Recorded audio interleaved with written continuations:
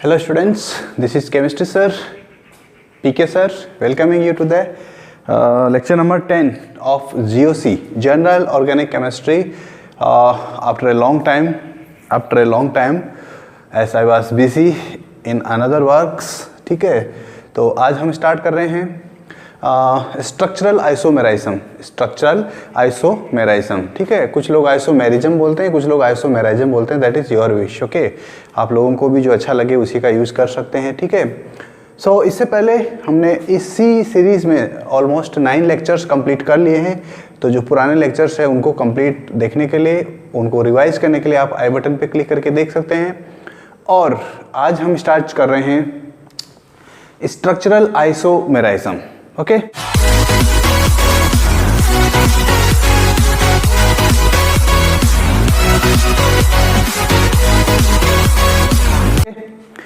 देखिए, structural isomerism, सबसे पहली बात आइसोमेराइज्म क्या होता है। First of all, what is the meaning of isomerism. ये बात हम देख चुके हैं कि आइसोमेराइज्म का मीनिंग क्या होता है, ये हम जानते हैं, इसके बारे में हमें पता है, ठीक है, कि आइसोमेराइज्म क्या होता है, करेक्ट।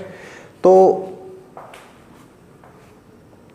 स्ट्रक्चरल आइसोमेराइज्म क्या होता है, स्ट्रक्चर्स डिफरेंट होता है। देखिए सिंपल सा अगर आप डेफिनेशन की बात करें तो इनका मॉलिक्यूलर फॉर्मूला सेम होगा। ये जो ऐसे कंपाउंड्स जिनका मॉलिक्यूलर फॉर्मूला तो सेम हो लेकिन जिनका स्ट्रक्चरल फॉर्मूला डिफरेंट हो। मॉलिक्यूलर फॉर्मूला तो क्या होगा, सेम होगा, लेकिन स्ट्रक्चरल फॉर्मूला जो है, या सिंपल सा बोल सकते हो आप, स्ट्रक्चर उनका डिफरेंट होगा, स्ट्रक्चर डिफरेंट होता है, ठीक है। और इसके अंदर हमें बात करनी है 6 टाइप की आइसोमेराइज्म की, ठीक है। और इसमें से जो सबसे पहला एग्जांपल है, फर्स्ट जो है उसको हम बोलते हैं चेन आइसोमेराइज्म। फर्स्ट नंबर जो है वो क्या है, चेन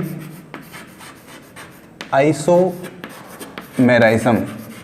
चेन आइसोमेराइज्म को इन शॉर्ट CI भी लिखा जाएगा। तो आप याद रखिएगा, जब मैं CI लिखूं तो उसका मतलब है chain isomerism, not the compound interest, mathematics वाला, ठीक है। CI का मतलब यहाँ पर क्या है, चेन आइसोमेराइज्म, ठीक है। देखिए सिंपल सा डेफिनेशन है चेन आइसोमेराइज्म का। सिंपल सा डेफिनेशन क्या होता है कि एक ऐसे आइसोमर्स, करेक्ट, ऐसे कंपाउंड से, ऐसे आइसोमर से जिनके अंदर मॉलिक्यूलर फॉर्मूला तो हमेशा सेम होना ही होना चाहिए, ठीक है। मॉलिक्यूलर फॉर्मूला सेम हो, फंक्शनल ग्रुप सेम हो, और फंक्शनल ग्रुप जो है उसकी पोजीशन जो है वो भी क्या हो, सेम हो। तो ऐसे जो होते हैं, और उनमें अंदर डिफरेंस किस बात का होगा कि वहाँ पे जो कार्बन की जो चेन होती है, वो क्या होनी चाहिए, डिफरेंट होनी चाहिए। तो देखिए क्या क्या कंडीशन हो सकती है। एक तो first point important, molecular formula same होना चाहिए। ऐसे आइसोमर्स या ऐसे कंपाउंड्स जिनका मॉलिक्यूलर फॉर्मूला सेम हो, और इसके अलावा इनका जो फंक्शनल ग्रुप है वो भी क्या होना चाहिए, सेम होना चाहिए। और पोजीशन ऑफ फंक्शनल ग्रुप जहाँ पर प्रेजेंट है उसका पोजीशन भी जो है that should be same, okay, वो भी क्या होनी चाहिए, सेम होनी चाहिए। लेकिन डिफरेंट क्या होना चाहिए, number of carbon in chain, number of carbon in chain, वो डिफरेंट होनी चाहिए, ठीक है। Number of carbon in chain, ये डिफरेंट होनी चाहिए। और इसको हम शॉर्ट में ऐसे भी तो बोल सकते हैं कि पेरेंट जो चेन होती है वो डिफरेंट होनी चाहिए। नंबर ऑफ कार्बन चेन का मतलब क्या है, number of carbon in chain, इसका मीनिंग क्या है कि उसमें जो पेरेंट कार्बन है, पेरेंट जो चेन बनती है उसका नंबर ऑफ कार्बन डिफरेंट होना चाहिए। पेरेंट नेम जो है वो डिफरेंट होना चाहिए, करेक्ट। ये तो है इसका डेफिनेशन, लेकिन हम इसको बिना एग्जांपल की हेल्प से तो लर्न नहीं कर सकते, तो देखिए एग्जांपल देखते हैं। पहला, एक आपके पास फॉर्मूला है C4H10, ऑफ कोर्स ब्यूटेन का फॉर्मूला है, हमें पता है। लेकिन इस ब्यूटेन के इस फॉर्मूले को, या ये जो आपको केमिकल फॉर्मूला या जो मॉलिक्यूलर फॉर्मूला दिया है, इसको हम कैसे लिख सकते हैं। देखिए इसको लिखने के लिए हमारे पास ये 2 तरीके हैं। एक तो हम ऐसा लिख सकते हैं, ठीक है, इसको मान लीजिए मैंने A दे दिया नाम, या कुछ भी एक दे दीजिए आप, A मान लीजिए इसको। और एक हम इसको भी ऐसा भी लिख सकते हैं, C और ये C, करेक्ट। ये मॉलिक्यूलर फॉर्मूला, इसको हम बोलते हैं ब्यूटेन, नॉर्मली ब्यूटेन बोलते हैं, नॉर्मल ब्यूटेन, नॉर्मल ब्यूटेन, ठीक है। इसको क्या बोलते हैं हम, इसको हम बोलते हैं two methyl propane, that is called two methyl propane. Methyl के ऊपर इस सेकंड कार्बन के ऊपर यहाँ पर एक मिथाइल ग्रुप है, इसलिए इसको हम बोलेंगे 2-मिथाइल प्रोपेन। क्या ये दोनों चेन आइसोमर हैं? तो पहली बात, हमें इसकी डेफिनेशन को सेटिस्फाई करना होना चाहिए। इसका डेफिनेशन बोलता है कि ऐसे कंपाउंड्स जिनका मॉलिक्यूलर फॉर्मूला सेम हो, दोनों का ही मॉलिक्यूलर फॉर्मूला सेम है, अगर आप हाइड्रोजन की वैलेंसी को फुलफिल कर देते हैं तो हो सकता है आपका कन्फ्यूजन अगर कोई है तो वो भी दूर हो जाएगा। So here it is CH3 CH2 CH2 और ये है CH3, ऐसा कुछ है ये, ठीक है। नंबर ऑफ हाइड्रोजन गिन सकते हैं, नंबर ऑफ कार्बन गिन सकते हैं, all are equal, it means molecular formula तो दोनों का सेम है, ए और बी का, ये बी है कैपिटल वाला, ठीक है। और फंक्शनल ग्रुप तो कोई है ही नहीं, तो बात ही नहीं है, फंक्शनल ग्रुप ही नहीं है तो उसकी पोजीशन की बात नहीं करेंगे। Number of carbon in chain different होना चाहिए। यहाँ पर जो कार्बन चेन है वो 4 कार्बन की है, नंबर ऑफ कार्बन कितने इसमें 4, और यहाँ पर जो नंबर ऑफ कार्बन है चेन में वो है 3। यही तो है कि चेन के अंदर कार्बन का नंबर डिफरेंट होना चाहिए, पेरेंट जो चेन बन रही है उसमें डिफरेंस होना चाहिए, पेरेंट चेन में क्या होना चाहिए, डिफरेंस होना चाहिए। अगर ऐसा है तो आप इसको बोल सकते हैं कि ये दोनों जो हैं वो क्या हैं, बोलिए, दोनों में चेन डिफरेंट है, इसलिए दोनों चेन आइसोमर का एग्जाम्पल होते हैं, ठीक है, दोनों चेन आइसोमर का एग्जाम्पल होते हैं। एक और एग्जाम्पल देखिए इसी का। एक्चुअली जीओसी के अंदर एग्जाम्पल इंपॉर्टेंट होता है ना। अगर आपको एग्जाम्पल अच्छे से उसका समझ में आ गया तो उम्मीद है आप लोग उसको अच्छे से अटेम्प्ट कर पाएंगे। ये एल्केन का होता है, ये एल्कीन है कोई, है ना। अब एल्कीन है तो 4 कार्बन की एल्कीन ही होगी, 4 कार्बन की एल्कीन होगी। देखिए एल्कीन 4 कार्बन की है और इसमें हमें डबल बॉन्ड बनाना है एक, यहाँ पर मैंने डबल बॉन्ड बना दिया। अब यहाँ पर एक और एग्जाम्पल देखिए, और यहाँ पे डबल बॉन्ड लगा दीजिए, दोनों को हाइड्रोजन जो है उसको फुलफिल कर दीजिए with the help of hydrogen. Okay, यहाँ पे 2 है, इधर 1 है, 3 और 1 ही आएगा यहाँ पे, ठीक है। ये हो गया। क्या दोनों चेन आइसोमर है? बिल्कुल है। क्यों? क्योंकि इसका जो है पेरेंट चेन, उसके अंदर कितने कार्बन होंगे, उसके अंदर कार्बन होंगे ब्यूट, इसका नाम होगा ब्यूट 1-ईन, ब्यूट 1-ईन, और इसका नाम क्या होगा, अगर आप नंबरिंग इधर से करते हैं तो 1 2 पे मिथाइल है, 2 पे मिथाइल है, और इसका नाम हो जाएगा प्रोपीन, 2-मिथाइल प्रोपीन, 2-मिथाइल प्रोपीन, ये इसका नाम हो जाएगा। ये दोनों क्या हैं, चेन आइसोमर है। क्यों है दोनों चेन आइसोमर? बिकॉज दोनों में जो पेरेंट चेन है, पेरेंट कार्बन की जो चेन है वो उसमें नंबर ऑफ कार्बन का क्या है, अलग अलग है, डिफरेंस है, ठीक है। अब इसके अलावा एक और एग्जांपल देखिए, C4H10O, H10O क्या लगता है, ये क्या है, CH3CHO है क्या? एल्कोहल लग रहा है मुझे तो, ये एल्कोहल है, तो एल्कोहल का मतलब 4 कार्बन का एल्कोहल, ऐसा है, इसको हमने बना दिया यहाँ पर एल्कोहल। बाकी को वैलेंसी फुलफिल कर दीजिए हाइड्रोजन से। नेक्स्ट, और क्या कम बन सकता है इसके अंदर? ऐसा भी तो हो सकता है कि ये आप कार्बन एक यहाँ लगा दो और ये यहाँ पर लग जाए, ऐसा भी हो सकता है, ठीक है। और इसको आप जब नंबरिंग करेंगे और इसको जब आप नंबरिंग करेंगे तो दोनों में क्या होगा, डिफरेंस आएगा। इसका नाम क्या होगा, ब्यूटेन 1-ऑल, ब्यूटेन 1-ऑल, ये तो हो गया इसका नाम, आईपीसी नेम। और इसका जो नाम होगा वो क्या होगा,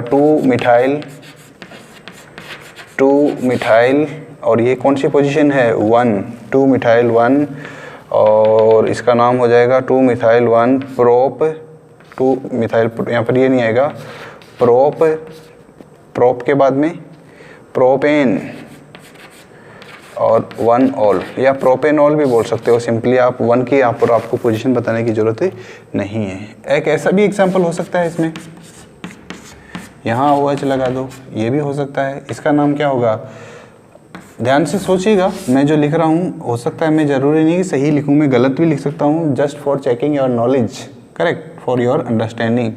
नंबरिंग करके देखते हैं, 1 2 2 मिथाइल, 2 मिथाइल, और फिर उसके बाद में प्रोपेन, प्रोपेन और 2 ऑल। अब देखिए, ये मान लीजिए ए है कैपिटल, ये है कैपिटल बी और ये है capital C, capital A, capital B, capital C, correct. इसमें और इसमें क्या डिफरेंस है? देखिए यहाँ पर नंबर ऑफ कार्बन कितना आ रहा है? 3 आ रहा है, यहाँ पर नंबर ऑफ कार्बन 4 आ रहा है। हमारा डेफिनेशन भी यही कहता है कि कार्बन इन चेन डिफरेंट होना चाहिए। यहाँ पे तो दोनों डिफरेंट है, यानी कि ए और बी जो है वो दोनों आपस में क्या है? चेन आइसोमर्स हैं, they are called chain isomers. क्या बी और सी चेन आइसोमर्स हैं? तो देखिए पेरेंट चेन में कितने कार्बन आ रहे हैं? इसमें भी 3 आ रहे हैं, इसमें भी 3 आ रहे हैं। इसका मतलब ये जो है ये दोनों B and C not chain isomer, chain isomer नहीं है, याद रखिएगा। अच्छा, ये तो दोनों नहीं है, क्या ए और सी चेन आइसोमर है? यस, ए और बी थे, जैसे हमने देखा था ए और बी ये चेन आइसोमर थे, लेकिन क्या ए और सी है? A and C, A and C chain isomer है। ए में 3-4 कार्बन, सी में भी 3 कार्बन, तो दोनों ये भी आइसोमर हैं। लेकिन ये जो बी और सी हैं ये दोनों आपस में चेन आइसोमर नहीं हैं, करेक्ट। याद रखिएगा, एक बहुत ही ये इम्पोर्टेंट एग्जाम्पल है और इसको आप लोगों को अच्छे से याद रखना है, ठीक है। तो ये था आपका चेन आइसोमेराइज्म। एग्जैक्टली देखा जाए तो बस इसी टाइप के क्वेश्चंस इसमें पूछे जाते हैं, ठीक है। जनरली इसी टाइप के क्वेश्चन पूछे जाते हैं। बाद में बी, पोजीशन आइसोमेराइज्म, ठीक है, और इसको मैं बोलूँगा शॉर्ट में पीआई, करेक्ट। क्या होगा इसका डेफिनेशन? इसका डेफिनेशन देखिए सेम वही होगा, मॉलिक्यूलर फॉर्मूला सेम होना चाहिए।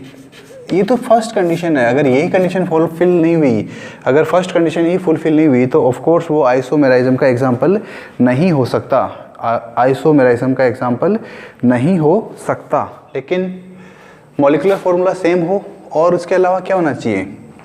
Number of carbon in chain, number of carbon in parent chain, ये भी सेम होना चाहिए। Number of carbon in parent chain, ये भी सेम होना चाहिए। पेरेंट चेन, ये भी क्या होना चाहिए? सेम होना चाहिए। और इसके अलावा मल्टीपल बॉन्ड या फंक्शनल ग्रुप, MB बोलूँगा मल्टीपल बॉन्ड को, या FG बोलूँगा फंक्शनल ग्रुप को।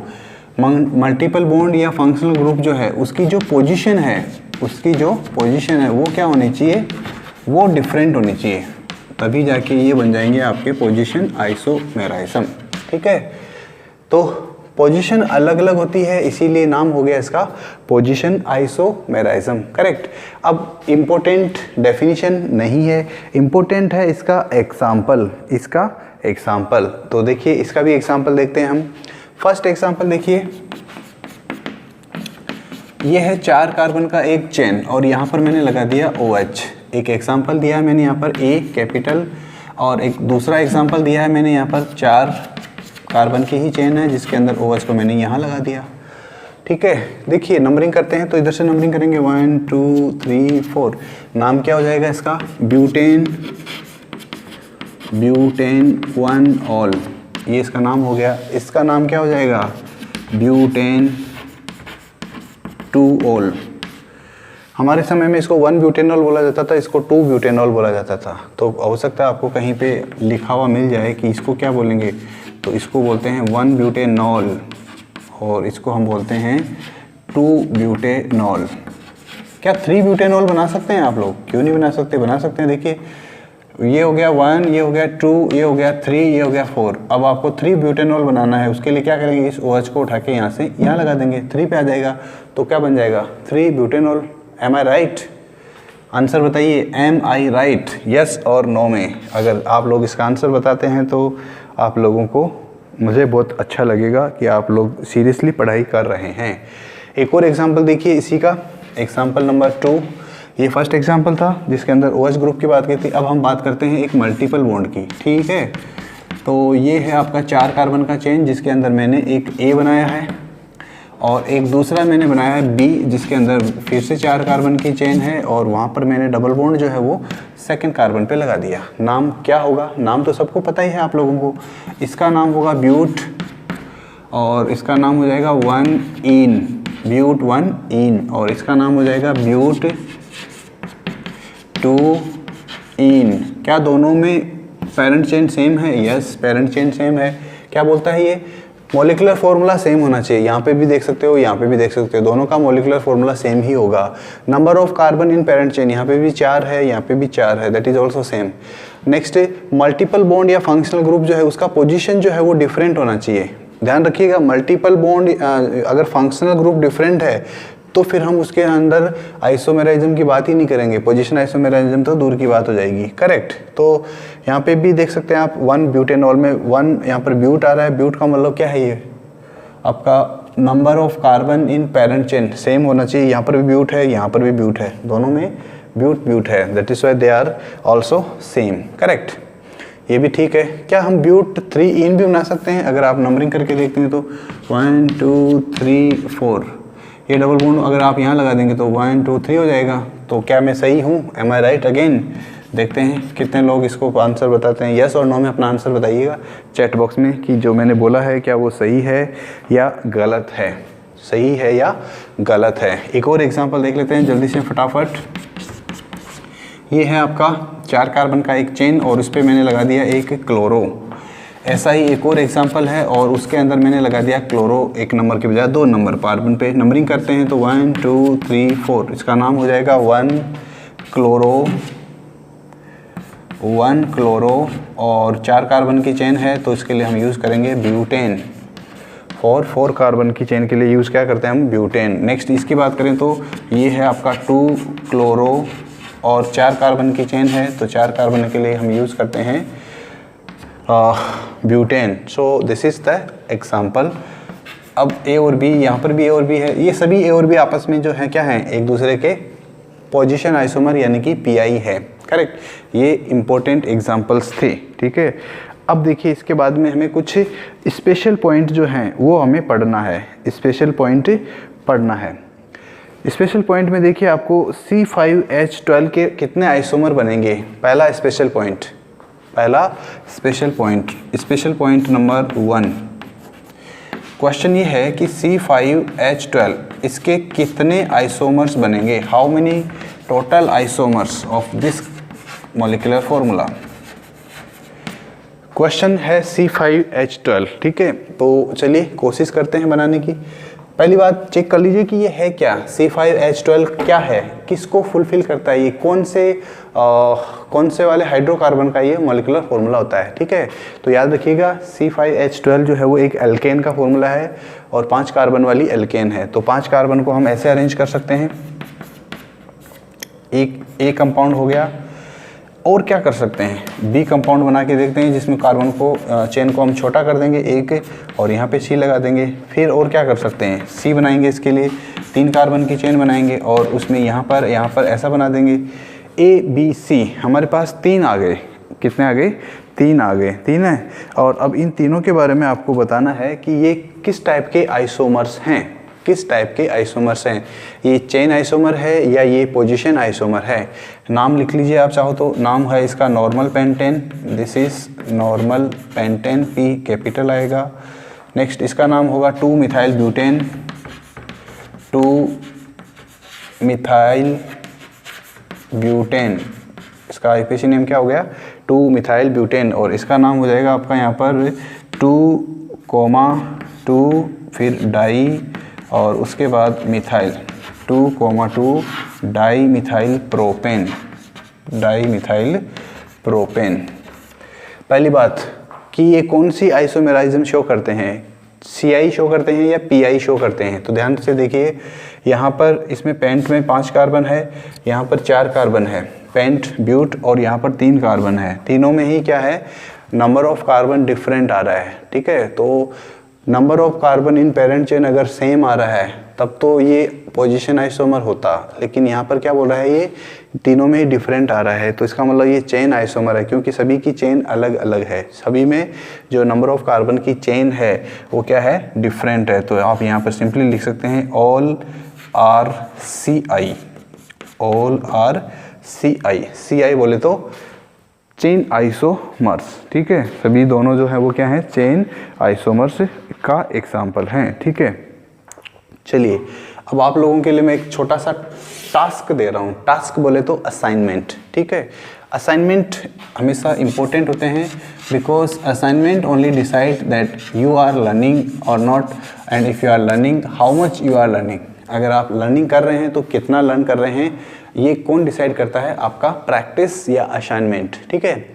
असाइनमेंट आपके लिए ये है, पहला असाइनमेंट ये है कि आपको बनाना है कितना है ये 5 C6H14, C6H14, इसके कितने आइसोमर्स बनेंगे और उन आइसोमर्स के आपको स्ट्रक्चरल फॉर्मूले ड्रा करना है, स्ट्रक्चरल फॉर्मूले ड्रा करना है और उसके बाद में उनके बारे में बताना है, ठीक है।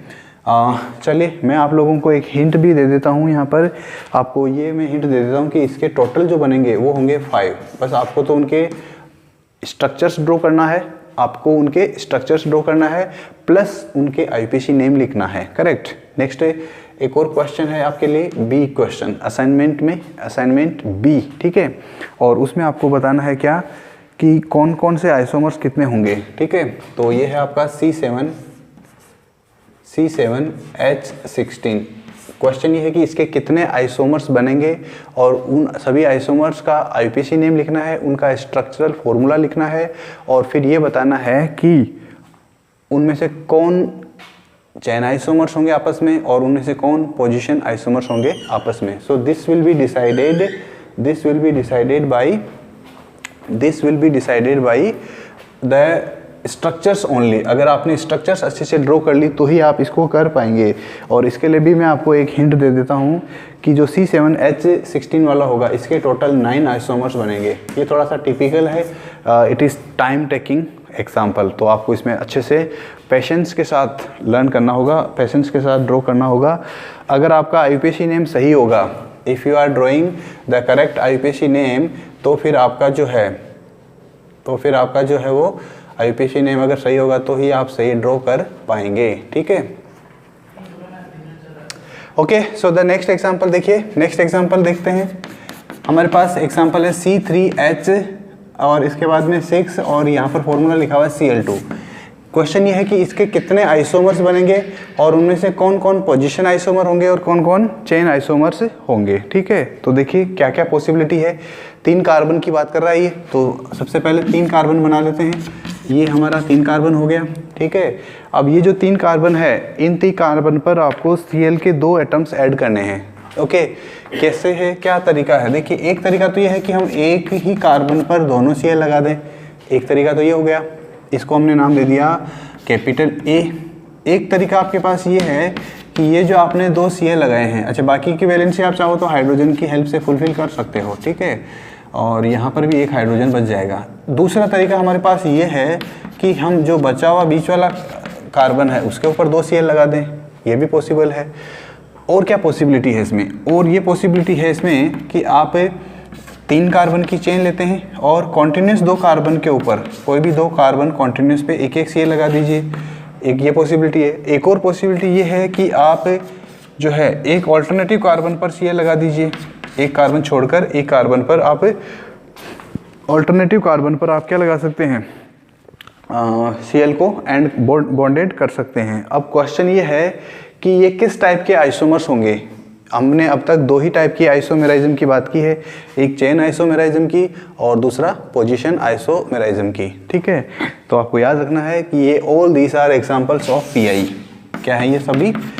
पीआई। अब आप लोगों के लिए एक छोटा सा प्रैक्टिस है कि इन सभी के आईयूपीएसी नाम अपने लिखिए, ठीक है। That will be helpful for your preparation of NEET and JEE. जितना ज़्यादा आप आईयूपीएसी नेमिंग की प्रैक्टिस करेंगे उतना ही आप लोगों के लिए अच्छा है, ठीक है। एक और एग्जांपल देखते हैं हम, C6H4Cl2।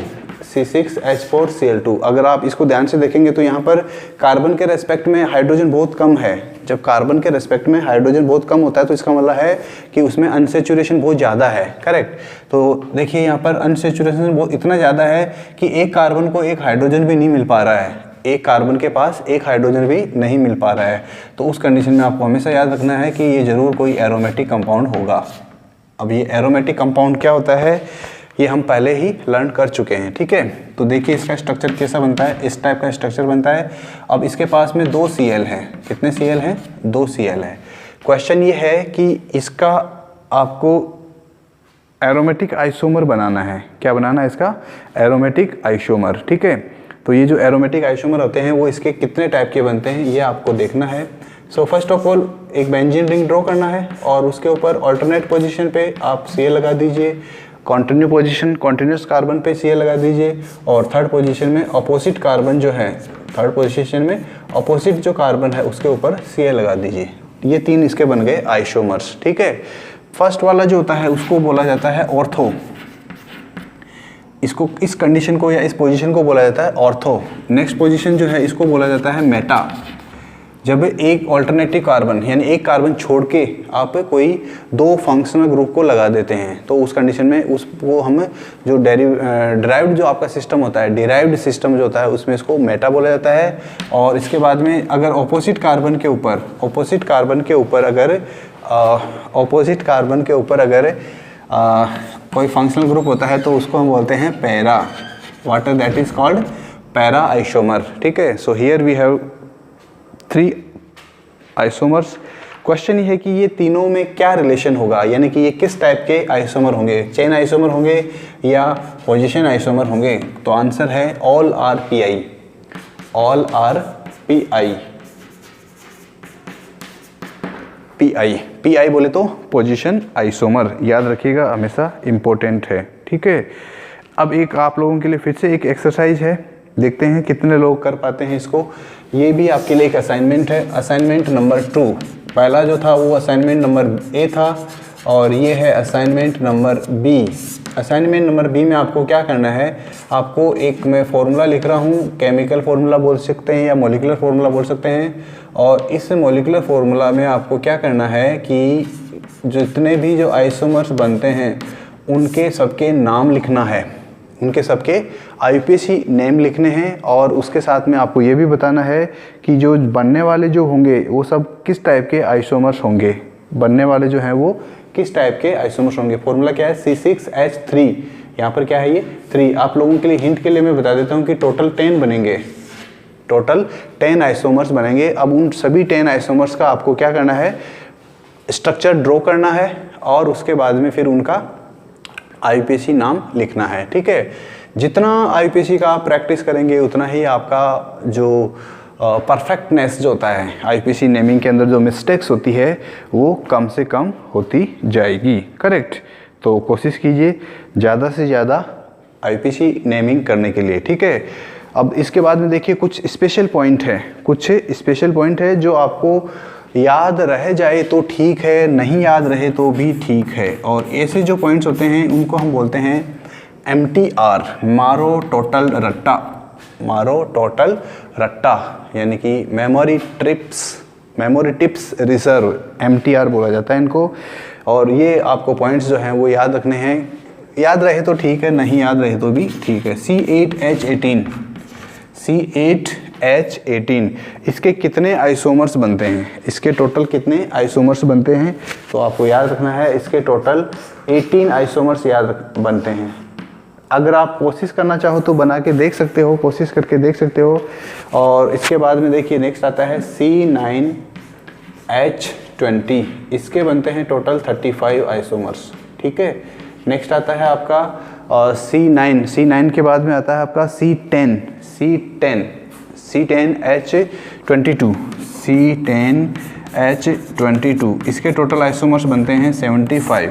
नेक्स्ट आता है इसके बाद में 10 के बाद में आएगा आपका नेक्स्ट 15 जो है उसके टोटल कितने बनते हैं, C10 के बाद में 15 और H32, इसके टोटल बनते हैं 4, 5, 4, 7।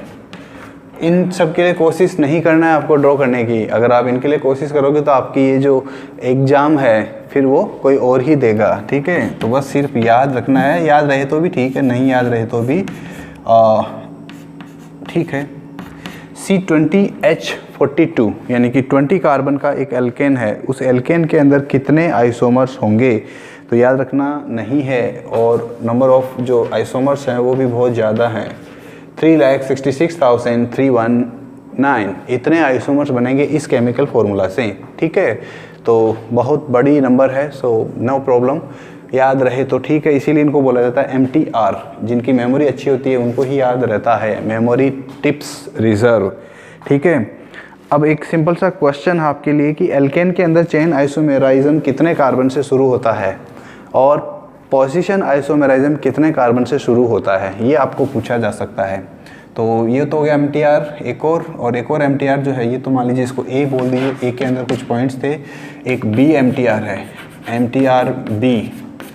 और MTR B में देखिए आपको पूछा जा सकता है कि एल्केन के अंदर कितने कार्बन से, एल्केन में कितने कार्बन से Pi और Ci स्टार्ट होते हैं, यानी कि मिनिमम कितने कार्बन होने चाहिए। अल्केन नहीं बना भाई, अल्केन, ठीक है, याद रखिएगा ये अल्केन है। कितने कार्बन से एल्केन में पोजीशन आइसोमेराइज्म और चेन आइसोमेराइज्म स्टार्ट होते हैं, करेक्ट।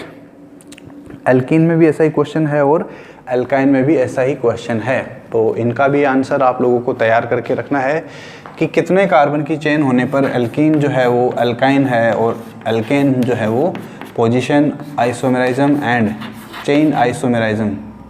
आज के क्यों नहीं आ रहा है, एल्काइन। इन तीनों में ही आपको ये बताना है कि कितने कार्बन होने पर position isomerism and chain आइसोमेराइज्म show होता है, ठीक है। तो ये था आपका पोजीशन आइसोमेराइज्म। इसके बाद में देखिए नेक्स्ट आता है आपका, नेक्स्ट जो आता है उसको हम बोलते हैं ring chain isomerism, number C, that is ring chain isomerism. Yes, C is ring chain isomerism, in short RCI। पहले था CI चेन आइसोमेराइज्म, अब की बार रिंग और लग गया। तो देखिए क्या होता है रिंग चेन आइसोमेराइज्म। डेफिनेशन पता ही है आप लोगों को, क्या होगा डेफिनेशन कि दो या दो से अधिक ऐसे कंपाउंड्स, 2 और मोर देन 2 कंपाउंड्स जिनका मॉलिक्यूलर फॉर्मूला सेम होगा लेकिन कार्बन के जो बॉन्डिंग करने का जो स्टाइल होता है वो डिफरेंट होता है, ठीक है। डेफिनेशन क्या होगा इसका, और डेफिनेशन में आप लिख सकते हैं यहाँ पर कि मॉलिक्यूलर फॉर्मूला सेम होगा, मॉलिक्यूलर फॉर्मूला क्या होगा, सेम होगा, ठीक है। लेकिन जो कार्बन है उस कार्बन का जो बॉन्डिंग का जो स्टाइल होगा, पैटर्न होगा, वो डिफरेंट होगा। बॉन्डिंग स्टाइल, बॉन्डिंग पैटर्न वो क्या होगा, डिफरेंट होगा, दैट विल बी डिफरेंट। तो कैसे डिफरेंट होगा उसकी भी बात कर लेते हैं हम। देखिए या तो ये होगा ओपन चेन या होगा close chain, okay, open chain and closed chain या simple close chain, open chain या क्लोज चेन, ऐसा कुछ हो सकता है, ठीक है। तो बात करते हैं एग्जाम्पल की, बिना एग्जाम्पल के तो हम इसको लर्न नहीं कर सकते। देखिए एग्जाम्पल देखिए इसका, फर्स्ट एग्जाम्पल ये है आपका CH3 CH2 CH2 CH2, ठीक है। नाम क्या होता है इसका, अगर नॉर्मली बताएं तो इसको हम बोलते हैं butane, this is called butane, ठीक है। नॉर्मली इसको क्या बोलेंगे, ब्यूटेन। ये कार्बन जो है वो ऐसे भी तो जुड़ सकते हैं ना, ये कार्बन ऐसे भी जुड़ सकते हैं कि CH2 CH2 CH2 CH2 और ये CH2, ठीक है। अब देखिए फर्स्ट वाले में और सेकंड वाले में आपको क्या करना है, अच्छा इसको यहाँ पर एक डबल बॉन्ड बना दीजिए भाई, यहाँ पर ये H हो जाएगा यहाँ पे, ठीक है। डबल बॉन्ड बनाते ही यहाँ पर एक H हो जाएगा और ये बन जाएगा आपका ब्यूटीन, दिस इज ब्यूटीन, और ये बन गया आपका साइक्लोब्यूटेन। इसका नाम क्या होता है, साइक्लोब्यूटेन, साइक्लोब्यूटेन।